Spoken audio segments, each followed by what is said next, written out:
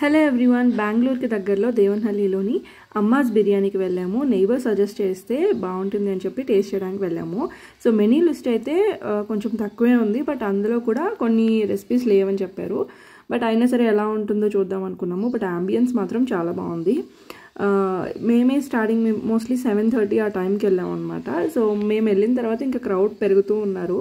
So taste ఎలా ఉంటుందని చూద్దాం అనేసి వచ్చాము. దెన్ ఫస్ట్ అయితే మేము చికెన్ బిర్యానీ చేసుకున్నాము. ఇది like basmati and normal rice mix అంట. సో విత్ పీసెస్ వచ్చాయి.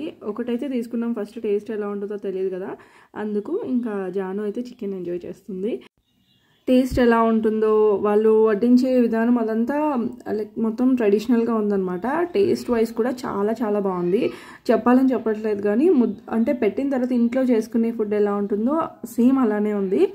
ఇంకా ఫుల్గా ఎంజాయ్ చేసాము. అండ్ నెక్స్ట్ ఒక కబాబ్ తీసుకున్నాము. ఒక చికెన్ బిర్యానీ అయితే ఒకరికి సరిపోతుంది. ఒక బిర్యానీ రైస్ కూడా కావాలంటే చెప్పొచ్చు వితౌట్ పీసెస్, అండ్ అందుకు కబాబ్ ఎక్స్ట్రా చెప్పాము. సో చికెన్ కబాబ్ కూడా అప్పటికప్పుడు చేసి ఇచ్చారనమాట. బాగుంది. అండ్ జానుకి కొంచెం బిర్యానీ రైస్ తినిపించాను, స్పైసీ అనిపించింది. సో ఫుల్ రెస్టారెంట్ వినిపించేలా ఇచ్చింది. వెంటనే వాళ్ళు షుగర్ తెచ్చిచ్చారు.